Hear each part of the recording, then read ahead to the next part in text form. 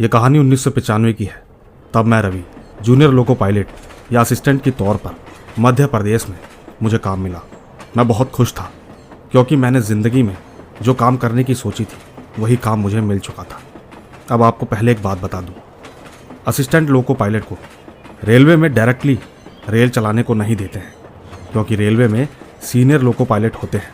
वहाँ उनके एक असिस्टेंट का काम करना होता है, यानी कि इंजन में फ्यूल डालना, मीटर चेक करना, हर एक स्टेशन क्रॉस होने पर सिग्नल, टॉर्च या फ्लैग हिलाना, और तो और सैंड बॉक्स में सैंड कितना है ये सब चेक करना, लिस्ट भरना, कई तरह के काम होते हैं। और साथ ही आपको एक बात और बता दूं, जब तक आप लोग भारतीय रेल में एज ए जूनियर हैं तब तक आपको कुछ भी काम कराया जा सकता है। उस वक्त मुझसे बहुत सारे काम कराते थे। मुझे पहले जिस रूट पर डाला था वो ट्रेन पैसेंजर की ट्रेन थी।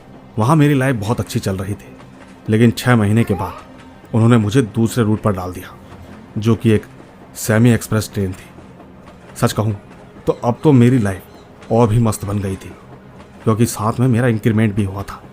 अब मैं बहुत खुश रहने लगा था। आपको बता दूं कि मेरा जो दूसरा रूट था वो एमपी के एक शहर से यूपी के एक शहर को जोड़ने वाला कम से कम 10 घंटे का रूट था। मेरी ड्यूटी एक साइड पर 5 घंटे की नाइट ड्यूटी थी, एमपी टू यूपी। बाकी रिटर्न ट्रेन से 5 घंटे की ड्यूटी थी, यानी टोटल 10 घंटे की ऑन पेपर ड्यूटी। बाकी आप सबको तो पता ही है कि भारत में ट्रेन लेट होना कोई बड़ी बात नहीं है। तो एक्चुअली ड्यूटी पर कभी कभी मुझे 12 घंटे भी हो जाया करते थे। और तो और मुझे कई बार गुड्स ट्रेन पर भी असिस्टेंट लोको पायलट का काम करना पड़ता था। मैं बस एक बात से थोड़ा दुखी था, क्योंकि मुझे नाइट ड्यूटी में डाला था, पर कहीं ना कहीं खुशी भी इस बात की थी कि मेरी सैलरी ज़्यादा हो गई थी। मेरा घर परिवार एकदम अच्छा चल रहा था। साथ ही मेरे पिताजी का लोन वो भी आराम से ख़त्म हो सकता था। पर खैर, अब कहानी पर आते हैं। अब मेरा 7वां दिन था सेमी एक्सप्रेस ट्रेन का, यानी ट्रेन रात के 9 बजे एमपी के एक स्टेशन से निकलती है, जो कि रास्ते के बीच में एक छोटे से गांव के एक छोटे से स्टेशन से होकर गुजरती थी। इस छोटे से स्टेशन पर ट्रेन का स्टॉपेज नहीं था, तो मेरे को एक काम दिया गया। बाकी मेरा काम तो था ही कि स्टेशन आने पर स्टेशन मास्टर को टॉर्च से हरी लाइट, ग्रीन लाइट दिखाना। मैंने उसे हरी लाइट दिखाई तो स्टेशन मास्टर ने भी मुझे हरी लाइट दिखाई। इसका मतलब ट्रेन यहाँ से क्रॉस हो सकती है। तो ठीक, ट्रेन वहाँ से निकल गई। अब मेरी इस ट्रेन से ड्यूटी खत्म हुई। बाकी अब मुझे रिटर्न आने वाली ट्रेन, जो कि यूपी से एमपी जाती है, वहाँ पर जाना था। तकरीबन आधे घंटे के बाद मेरी रिटर्न ट्रेन आई। उस ट्रेन के लोको पायलट मेरे बहुत करीबी सीनियर थे। हम दोनों का रिलेशन भाई जैसा ही था। हमने बातें करते करते अपना अपना काम शुरू किया। मैं अपना काम अच्छे से कर रहा था। मेरे ट्रेन के सीनियर भी अपना काम अच्छे से ही कर रहे थे। मैं इंजन से बाहर निकला और ग्रीन लाइट दिखाई। हमारी ट्रेन जैसे ही उस स्टेशन के पास पहुंची तो मैं क्या देखता हूँ, बाहर हमें सिग्नल एक्सचेंज करने के लिए कोई भी नहीं खड़ा था। वहाँ उस वक्त ना ही स्टेशन मास्टर खड़ा था और ना ही कोई सिग्नल एक्सचेंज करने के लिए। उसी वक्त मैंने देखा कि हमारी लाइन का जो रेलवे ट्रैक है उसका सिग्नल तो ग्रीन ही है। मैंने तुरंत ही अपनी तरफ से ग्रीन सिग्नल दिखाया, क्योंकि मुझे लगा चलती हुई ट्रेन में शायद मुझे ठीक से कोई दिखा नहीं होगा। लेकिन इसी गांव के स्टेशन मास्टर ने तो मुझे पहली वाली ट्रेन में सिग्नल दिखाया था, और अब शायद ट्रेन फास्ट है, इसीलिए वो कहाँ खड़ा है ये मैं ठीक से नहीं देख पाया। मैं ठीक वापस इंजन के अंदर आ गया और हम फिर से यहाँ वहाँ की बातें करने लगे। ऐसा करते करते मेरी आज की ड्यूटी खत्म हुई। अब आते हैं अगले दिन पर, यानी मेरा इसी रूट पर 8वीं रात। मेरी पहले की 5 घंटे की duty MP to UP train की जर्नी अच्छे से कट गई, और फिर रिटर्न जाने वाली ट्रेन में मेरे अच्छे और सच्चे सीनियर मेरे साथ थे। आज ट्रेन थोड़ी लेट हो चुकी थी और यहाँ से लेट छूटने वाली भी थी। मेरे सीनियर ने कहा कि चल यार रवि, अभी खाना खा लेते हैं, फिर एमपी जाकर सीधा सो जाएंगे। मैंने कहा ठीक है, अभी ही खा लेते हैं। हम तुरंत खाना खाने बैठ गए। तकरीबन 20 मिनट के बाद हमें यहाँ से ग्रीन सिग्नल मिला और हमारी ट्रेन चल पड़ी। फिर आया हमारा वही छोटा सा गाँव जहाँ पर हमारी ट्रेन नहीं रुकने वाली थी। आज भी मैंने देखा स्टेशन पर सिग्नल चेंज करने वाला कोई नहीं था। ट्रैक्स के सिग्नल देखे तो वो ग्रीन ही थे, लेकिन स्टेशन पर कोई क्यों नहीं है ये मुझे बिल्कुल समझ नहीं आ रहा था। मैं यही सोचते सोचते इंजन के कैबिन के अंदर आकर बैठ गया। इसके बाद मेरे सीनियर ने मेरी तरफ देखकर पूछा कि क्या हुआ, परेशान लग रहे हो। चिंता मत करो, आज ज़्यादा लेट नहीं होगा, पहुंच जाएंगी। मैंने उनसे कहा, नहीं सर, घर जाने की नहीं, मैं जो अभी ये स्टेशन गया है इसके बारे में ही सोच रहा था। उन्होंने कहा, इस स्टेशन के बारे में तुम क्या सोच सकते हो? मैंने कहा कि मुझे कल का तो नहीं पता, लेकिन आज मुझे ऐसा लगा कि इस स्टेशन पर सिग्नल चेंज करने वाला कोई नहीं था। मैंने जितना मुझसे होता है हर जगह देखा, लेकिन कोई नहीं दिखाई दिया, हालांकि अंधेरा तो था। लोको पायलट ने कहा कि ट्रैक के सिग्नल तो ग्रीन ही था, मैंने देखा था। मैंने तुरंत कहा, सिग्नल तो ग्रीन ही था, लेकिन स्टेशन मास्टर को हर एक ट्रेन सिग्नल एक्सचेंज करने वाली ड्यूटी सही से निभानी चाहिए। वैसे बाकी सभी स्टेशनों पर तो कोई प्रॉब्लम नहीं हो रही, वहाँ के हर एक सिग्नल मास्टर अपनी अपनी टॉर्च से सिग्नल दिखा रहे हैं। मेरे सीनियर ने कहा कि उन्होंने ग्रीन सिग्नल दिखाया होगा, छोटा सा स्टेशन है, अंधेरे की वजह से शायद तुम्हें नहीं दिखाई दिया होगा। इसके बाद मैंने कुछ सोच कर कहा, 1 मिनट मैं गार्ड से पूछता हूँ। मैंने वायरलेस से गार्ड को पूछा। उन्होंने भी मुझे यही बताया कि उन्हें कोई ठीक से दिखा नहीं था, लेकिन हमारे लोको पायलट ने हम दोनों को कहा कि अरे उन्होंने सिग्नल दिखाया होगा, अंधेरे की वजह से आपको ठीक से नहीं दिखा। मुझे लगा शायद सर ठीक कह रहे हैं। इसके कुछ ही घंटों बाद हमारा स्टेशन आ गया और हमारी ड्यूटी खत्म हुई। दोस्तों, आप सबको पता होगा कि हमारे भारत देश में मेनली 2 कंपनी के इंजन बनते हैं, एक एल्को लोकोमोटिवेस और दूसरा एएमडी कंपनी का लोकोमोटिव। ये एएमडी का इंजन दिखने में बस जैसा लगता है, क्योंकि इसमें इंजन का डैशबोर्ड विंडो आगे होता है, लेकिन वहीं दूसरी ओर एल्को का डैशबोर्ड विंडो साइड में होता है। अगले दिन हमें एएमडी इंजन मिला। आज मेरा ड्यूटी का 9वां दिन था। वही वापस जाने वाली ट्रेन पर आज भी ट्रेन थोड़ी लेट ही चल रही थी। हमें यहाँ से निकलने का सिग्नल मिला। फिर कुछ देर बाद वही स्टेशन आया जिसका मुझे इंतज़ार था। मैं इंजन के अंदर भाग कर गया। मैंने अपने सीनियर से कहा कि सर ट्रेन को स्लो कीजिए और देखिए स्टेशन पर आज भी कोई है या नहीं। दोस्तों, सामने सिग्नल पर अभी भी ग्रीन ही दिखा रहा था। सर ने कहा कि रवि, बोल तो तू ठीक रहा है, यहाँ आज तो कोई नहीं दिख रहा, शायद मुझे कल वाली ट्रेन के इंजन से ठीक से नहीं दिखा होगा। तुम एक काम करो, जल्दी से गार्ड को वायरलेस से पूछो, उसे कहो कि कोई सिग्नल चेंज कर रहा है, क्योंकि स्टेशन पर तो कोई दिख नहीं रहा है। दोस्तों, गार्ड साहब ने भी क्लियरली कहा कि सर मुझे इस स्टेशन पर कोई नहीं दिखाई दे रहा है, शायद कुछ तो गड़बड़ है। हमारे सर ने गार्ड से कहा कि हम देखते हैं। इसके बाद हम इसी टॉपिक पर बात करने लगे। उन्होंने कहा कि सुन रवि, अभी जो स्टेशन आएगा वहाँ हमारी ट्रेन का स्टॉपेज है, और हम एक काम करते हैं, वहाँ के एक स्टेशन मास्टर को कंप्लेन कर देते हैं, क्योंकि हर स्टेशन मास्टर की एक ड्यूटी होती है, और तो और ये एक प्रोटोकॉल भी है। हर एक स्टेशन मास्टर को और हर एक लोको पायलट को हर स्टेशन पर सिग्नल एक्सचेंज करना ही करना है, चाहे वो कोई भी ट्रेन हो। वो ट्रेन उस स्टेशन पर रुके या ना रुके, अपनी ड्यूटी पूरी करनी ज़रूरी है। दोस्तों, फिर हमारा स्टॉपेज आया और ट्रेन रुकी। हम ट्रेन से तुरंत उतरे और गार्ड को बुलाया। हमने स्टेशन मास्टर को कंप्लेंट किया कि पिछले स्टेशन पर कोई भी हमें सिग्नल नहीं मिला, लेकिन ट्रैक का सिग्नल ग्रीन ही था। दोस्तों, उस स्टेशन का मास्टर सोचने लगा कि ऐसा कैसे हो सकता है। उसने हमसे पूछा कि आपने ठीक से देखा तो था ना?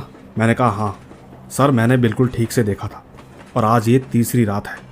मुझे वहाँ लगातार 3 दिन से कोई नहीं दिखता है, जबकि MP टू UP जाने वाली ट्रेन, अगर आपको यकीन नहीं तो गार्ड साहब से पूछ लीजिए।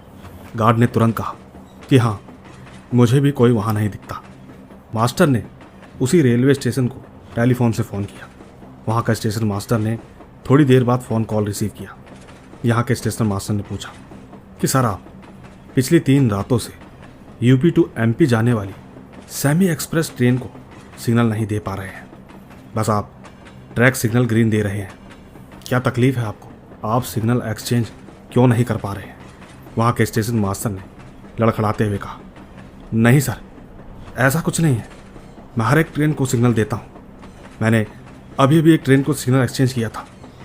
दोस्तों, ये बात सुनकर मैं और मेरे सीनियर और गार्ड, हम तीनों शॉक हो गए, क्योंकि हमें साफ साफ दिखा था कि वहाँ पर कोई नहीं है, और तो और ये हड़बड़ाहट में झूठ बोल रहा है। यकीन मानिए, उसने 3 रात से बिल्कुल भी सिग्नल एक्सचेंज नहीं किया था। पर आखिरकार ये बात सुनकर हम लोग बाहर आ गए और अपनी ट्रेन से रवाना हो गए। हमारी उस दिन की ड्यूटी भी खत्म हुई। अब मेरा 10वां दिन था। मैंने आज सर को पहले ही कह दिया था कि आज स्टेशन पर ट्रेन बहुत स्लो चलाना।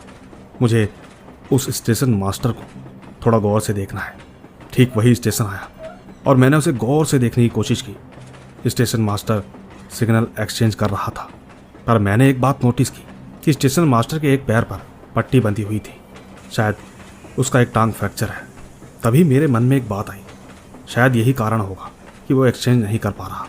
पर तभी मेरे मन में एक बात और आई, अगर इतनी सी ही बात थी तो कल उसने ये बात मास्टर को क्यों नहीं कही। मैंने सोच लिया था कि वापस जाते टाइम अगर मास्टर ने सिग्नल नहीं दिया तो आज हम ट्रेन यहीं रोक कर देखेंगे, आखिरकार मास्टर को क्या प्रॉब्लम है। इसके बाद मैंने रिटर्न जाने वाली ट्रेन में बैठ गया। मैंने अपने सर से कहा कि सर, आज दूध का दूध और पानी का पानी करते हैं। आज आप फिर से ट्रेन स्लो ही रखना। अगर हमें वहाँ कोई नहीं दिखा तो आप ट्रेन रोक दीजिएगा। मैं खुद उतर कर देखूंगा कि आखिरकार दिक्कत क्या है। दोस्तों, वही हुआ जो कि मैंने सोचा था। स्टेशन पर कोई भी नहीं था। मैंने ट्रेन रोकने को कहा और ट्रेन रुक गई। मैं स्टेशन से उतरा और सीधा मास्टर के कैबिन में चला गया। स्टेशन एकदम सुनसान था, चारों तरफ खूब सन्नाटा, एकदम शांत माहौल। मास्टर का कैबिन अंदर से लॉक था, विंडो भी बंद थी।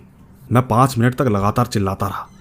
गुस्से में मैंने गालियां भी दी, लेकिन वो मास्टर बाहर नहीं आ रहा था। मैं सोचने लगा कि ये कैसा अजीब आदमी है, अपनी ड्यूटी के टाइम पर सो रहा है। मैं ठीक जनरेटर कैबिन की तरफ गया, वहाँ भी कोई नहीं था। टिकट काउंटर की तरफ गया तो वहाँ पर भी कोई नहीं था। प्लेटफॉर्म पर एक छोटा होटल था, वहाँ भी देखा, पर वहाँ भी कोई नहीं था। नहीं समझ आ रहा था कि आखिरकार सब के सब कहाँ गए। मैंने वहाँ पर एक बात नोटिस की कि मास्टर के कैबिन को छोड़कर और कहीं किसी भी जगह लाइट नहीं है। सिर्फ और सिर्फ मास्टर के कैबिन में लाइट ऑन थे। मैं भागकर फिर से मास्टर के कैबिन की तरफ गया। कैबिन का दरवाज़ा जो कि नया नया बना हुआ था वो थोड़ा टूटा हुआ है, यानी कि उसमें एक क्रैक है। दरवाजे पर कुछ छेद भी बने हुए थे। मैंने बिना किसी आवाज़ के एकदम चुपचाप उस होल के अंदर देखा। दोस्तों, मैं क्या देखता हूँ, कैबिन के अंदर 2 आदमियों को किसी ने हाथ पैर बांधकर, मुंह पर पट्टी बांधकर नीचे बैठा रखा है। ये सब देखकर मैं अचानक डर गया कि आखिर ये क्या है और ये कैसे हो सकता है, और तो और ये सब किसने किया होगा। मैं बिना सोचे समझे उस दरवाजे को तोड़कर अंदर चला गया। स्टेशन मास्टर और वो दूसरा आदमी मुझे देखकर उनकी आंखों में आंसू आने लगे। मैंने तुरंत उनके मुंह से पट्टी खोली। स्टेशन मास्टर ने कहा, वो तुम्हारे ऊपर है। मैंने कौन पूछकर जैसे ही ऊपर देखा तो पाया कि एक खौफनाक चुड़ैल जिसके मुंह पर खून लगा था, जगह जगह खंजर, शरीर पर कटे हुए निशान, लाल आंखें। उसने तुरंत ही मेरे ऊपर एक झपट्टा मारा, पर जैसे ही वो मेरे ऊपर कूदी तो अचानक उसे जोर का झटका लगा और मुझसे दूर जाकर गिरी। मैं उसे देखकर इतना डर गया कि मैं आपको बता नहीं सकता। एक तो पहले से ही मैं कमज़ोर दिल का आदमी हूँ, और भूत प्रेत ये सब कुछ मैंने पहली बार देखा।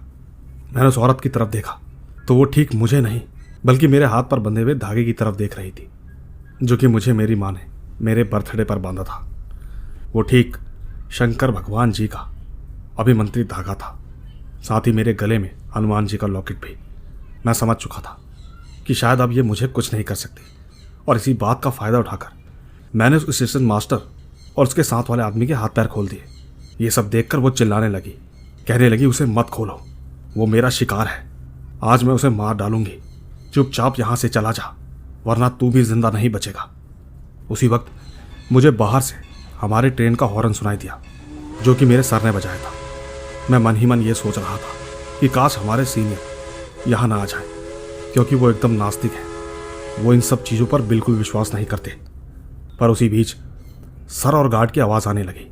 वो दोनों के दोनों मुझे ही बुला रहे थे, कह रहे थे कि रवि जल्दी आ जा वरना ट्रेन लेट हो जाएगी। हम यहाँ ज़्यादा देर तक नहीं रुक सकते वरना अगले स्टेशन पर हमारी कंप्लेंट हो सकती है। दोस्तों, हमारे सर को नहीं पता था कि रवि तो दरवाज़ा तोड़कर अंदर जा चुका है, लेकिन दरवाज़ा जैसे पहले लॉक था वैसे ही हो चुका था। मैंने तभी उस चुड़ैल से पूछा कि क्यों बांध कर रखा है, इन लोगों ने तुम्हारा क्या बिगाड़ा है, छोड़ो हम सबको जाने दो। उसने कहा कि मैंने तुझे नहीं रोका, तू निकल जा यहाँ से, लेकिन मैं इन दोनों को अब नहीं छोड़ूंगी। मैंने कहा, आखिर इन्होंने किया क्या है, इन्हें क्यों बांध कर रखा है? वो कहने लगी कि इनसे खुद पूछ इन्होंने क्या किया है। मैंने स्टेशन मास्टर से पूछा कि ये सब क्या चल रहा है, क्या किया है आप लोगों ने? दोस्तों, पहले तो वो बहुत रोए, फिर उन्होंने कहानी बताना शुरू किया कि ये बात आज से 2 महीने पहले की है। उस वक्त मेरी ड्यूटी दिन के समय थी। ये औरत और इसका पति दोनों मजदूरी का काम करते थे। इनका एक 16 साल का बेटा था। ये सब के सब यहाँ रिनोवेशन का काम कर रहे थे। इस औरत का बेटा दिमाग से ठीक नहीं था, वो थोड़ा पागल सा था। वो लोग उस लड़के से कभी कभी थोड़ा थोड़ा काम करवाते थे, लेकिन एक ग्रुप में सिर्फ 8 लोगों को काम करने की परमिशन थी। उस लड़के को मिलाकर 9 लोग होते थे। बस एक यही कारण था कि हम उसके पैसे नहीं देते थे। हाँ, पर इसके माँ बाप को हर रोज़ मजदूरी देते थे। एक दिन ये उसके हिस्से के पैसे मांगने लगे, लेकिन मैंने सीधे सीधे मना कर दिया, क्योंकि उस लड़के से कोई भी दिन भर पूरा टाइम काम नहीं करवाते थे। फिर एक दिन लगभग दोपहर के 2 बज रहे थे। हमारे स्टेशन पर छत का काम शुरू हुआ था। ये बिल्डिंग 2 मंजिल का था, ground floor and first floor. तो ठीक सबसे ऊपर वाला फ्लोर, उस पर काम चालू था। वो लड़का खेलते खेलते ऊपर आ गया, लेकिन उसके माँ बाप और उनके बाकी ग्रुप के लोग नीचे प्लेटफॉर्म पर काम कर रहे थे। बाकी दूसरे ग्रुप वाले फर्स्ट फ्लोर की छत पर काम कर रहे थे। मैं तभी छत पर गया ये देखने की कितना काम हुआ है। तब मैंने वहाँ पर देखा कि ये लड़का काम करते वक्त थोड़ा थोड़ा परेशान कर रहा था। वो अक्सर ऐसा कई बार करता था, तो कई बार मैं उसे डांट कर नीचे भगा देता था, लेकिन वो लड़का थोड़ी देर के लिए भाग जाता, लेकिन फिर वापस आकर परेशान करता था। डांट खाता 10 मिनट बाद फिर वापस आ जाता। एक दिन अचानक वो फ्लोर पर बिछाए हुए सीमेंट के ऊपर न जाने क्यों दौड़ने लगा। उसके कारण वहाँ का पूरा काम खराब हो गया। मैंने गुस्से में उस लड़के को पकड़कर एक जोर से थप्पड़ मारा और उस पर गुस्सा करने लगा। वहाँ पर सभी मजदूरों ने मुझे रोकने की कोशिश की, लेकिन मैंने किसी की बात नहीं मानी। मेरी मजबूरी थी। डेडलाइन ख़त्म हो चुकी थी और अभी तक काम 50% भी ख़त्म नहीं हुआ था। पीछे से ऑलरेडी बहुत प्रेशर था। और तो और हमारे स्टेशन की इंस्पेक्शन के लिए दिल्ली की एक टीम आने वाली थी। मुझे उससे पहले ये सब कुछ ख़त्म करवाना था। इसके ऊपर इस लड़के ने बना बनाया काम बिगाड़ दिया। मैं सच में बहुत गुस्से में था। मैंने उस दिन से जो डांटा, शायद किसी ने कभी किसी को नहीं डांटा होगा। नहीं मालूम उस लड़के के मन में क्या आया। वो लड़का भागकर छत से कूद गया। नीचे प्लेटफॉर्म पर रिपेयरिंग का काम चल रहा था। वहाँ पर बड़े बड़े पत्थर रखे थे। उसका सर सीधा पत्थरों पर जाकर लगा और ठीक वहीं पर उसकी मौत हो गई। वो दिन था, वो देखकर मैं बहुत घबरा गया, क्योंकि मैंने कभी नहीं सोचा था कि कोई लड़का ऐसा भी कर सकता है। इसके माँ बाप दोनों चिल्ला चिल्ला कर रोने लगे। थोड़ी देर बाद वहाँ के एक मजदूर ने मुझसे कहा कि साहब, इन सबका मुंह बंद करा दीजिए, वरना आपको जेल हो सकती है। मैंने कहा कि कैसे मुंह बंद कराऊं इनका?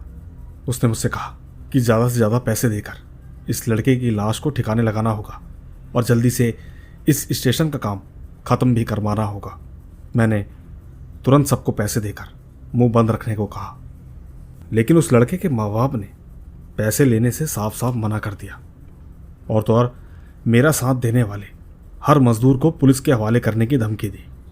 बस मैं इतना गुस्से में आ गया कि मैंने एक और गुनाह कर दिया। मैंने गुस्से में उन दोनों को भी मार दिया और फिर तीनों की लाश को ठिकाने लगवाया। इसके बाद सब कुछ ठीक चल रहा था। इंस्पेक्शन भी अच्छे से हो गया। बस उसके बाद से मुझे नाइट ड्यूटी पर लगा दिया गया। सबसे बुरी बात तो यह है कि उसी रात से ये औरत मुझे ट्रैक पर दिखने लगी। धीरे धीरे इसने मुझे टॉर्चर करना शुरू किया। वो ठीक मुझे और मेरे साथ वाले को बहुत मारती।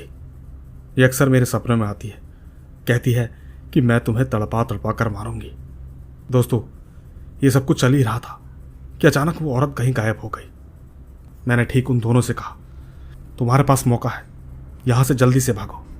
मैंने किसी तरह वो टूटा हुआ दरवाज़ा उस पर धक्का मारकर उसे और तोड़ा। सामने ट्रेन के लोको पायलट खड़े थे। मैंने उनसे इतना ही कहा कि सर, यहाँ बहुत बड़ी प्रॉब्लम है, आप जल्द से जल्द ट्रेन को यहाँ से निकालिए। वो मुझसे कहने लगे कि आखिर ऐसा क्या हुआ।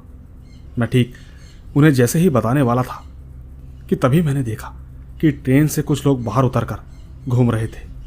मैंने उनसे कहा कि मैं आपको कल सब कुछ बताऊंगा, पर प्लीज़ अभी यहाँ से आप ट्रेन ले जाइए। वो मुझसे कहने लगे, पर तुम्हें क्या हुआ? और ये स्टेशन मास्टर है ना, इसके पैर पे पट्टी कैसे बंधी है? मैंने कहा, सर मैं आपको कल सब कुछ बताऊंगा, लेकिन अभी आप यहाँ से जल्दी निकलिए। सर ने मुझसे कहा कि अगर तुम मेरे साथ नहीं चले तो तुम सस्पेंड हो सकते हो। मैंने उनसे कहा कि सर आप कुछ भी बोलिए, लेकिन अभी के लिए यहाँ से चले जाइए। सर मुझसे कहने लगे कि अगर तुम कोई भी अच्छा काम कर रहे हो तो उसमें सफलता लेकर ही आना। इतना कहकर उन्होंने ट्रेन का हॉर्न बजा दिया। बाकी के सभी लोग बैठ गए और ट्रेन मेरे सामने से निकल गई। इतना कहकर मैं जैसे ही वापस पलटा तो मैंने पाया कि उस चुड़ैल ने उन दोनों का गला पकड़ रखा था। मैं ठीक जैसे ही उनकी तरफ जा रहा था तो न जाने उन दोनों को क्या हुआ, वो भागते हुए बगल के कुएं में जाकर कूद गए। मैंने तुरंत कुएं में देखा, लेकिन वहां कोई भी नहीं था। सब कुछ एकदम शांत था, और तो और वो चुड़ैल कहीं गायब हो चुकी थी। लेकिन अभी अभी मैंने जो देखा तो मेरी नज़रों के हिसाब से स्टेशन मास्टर और वो साथ वाला आदमी दोनों गायब थे। उस दिन मुझे एक बात समझ में आई कि एक माँ को उसका बच्चा और उसका परिवार सब कुछ चाहिए होता है। हर माँ को अपने बच्चे से बहुत प्यार होता है, चाहे वो नॉर्मल हो या पागल। और यकीनन इस बात को गौर कीजिएगा, एक माँ को उसके बच्चे से जुदा करने पर माँ किसी भी हद तक जा सकती है। वो मरने के बाद भी अपना बदला ले सकती है। ये स्टेशन मास्टर, शायद इसको अपने कर्मों की सजा मिली है। मैं रवि एकदम शौक में जा चुका था। मैं थोड़ी देर वहीं स्टेशन पर बैठा रहा। फिर थोड़ी देर बाद स्टेशन से बाहर निकला। थोड़ी ही आगे हाईवे रोड था। मैं धीरे धीरे वहाँ चलने लगा। मुझे रास्ते में एक ट्रक वाला मिला। उसकी मदद के बाद मैं अपने स्टेशन पर पहुँचा। इसके अगले दिन सुबह मुझे सस्पेंड कर दिया गया। और तो और उसी दिन एक बहुत बड़ी खबर भी आई। न्यूज़ में दिखाया गया कि उस स्टेशन पर स्टेशन मास्टर लॉकर से पैसे चुराकर कहीं भाग गया है। दोस्तों, इसके बाद उस स्टेशन पर एक नया मास्टर अपॉइंट किया गया और मुझे 3 दिन के बाद काम पर वापस बुलाया गया। मेरे सर ने मेरे लिए बहुत रिक्वेस्ट करी थी और उस वक्त हम दोनों की उम्र एकदम सेम थी। मैं उनको सर बोलता हूँ। लेकिन दोस्तों, एक बात और है, आप सब ये सोच रहे होंगे कि गुनाह तो स्टेशन मास्टर ने किया, लेकिन उसके साथ वाला आदमी, उस औरत ने उसको क्यों मारा? तो ठीक मैं आपको बता दूं कि वो आदमी वहीं पर था जब स्टेशन मास्टर को उसने कहा था कि सबको पैसे देकर उनका मुंह बंद करवा दीजिए। दोस्तों, सबसे बड़ी बात, कुछ दिनों के बाद पता चला कि उस स्टेशन पर जो भी मजदूर काम कर रहा था, धीरे धीरे उनकी अचानक से रहस्यमय मौत हुई। किसी की लाश तालाब में मिली और किसी की कटकर। दोस्तों, 2021 में रवि जी की भी कोरोना से मौत हो गई। इस कहानी को रवि जी ने 2021 में मरने से पहले अपने भाई को बताया था, जो कि वो भी एक स्टेशन मास्टर है। उन्होंने इस कहानी को अपने दूसरे भाई को बताई। उनका तीसरा भाई मेरा जानकार है, उसने ये कहानी मुझे सुनाई। अब दोस्तों, आपको ये कहानी कैसी लगी ये तो मैं नहीं जानता, लेकिन इस कहानी में बहुत इंटरेस्टिंग पार्ट है। मैं उम्मीद करूँगा आपको ये कहानी ज़रूर पसंद आएगी। धन्यवाद।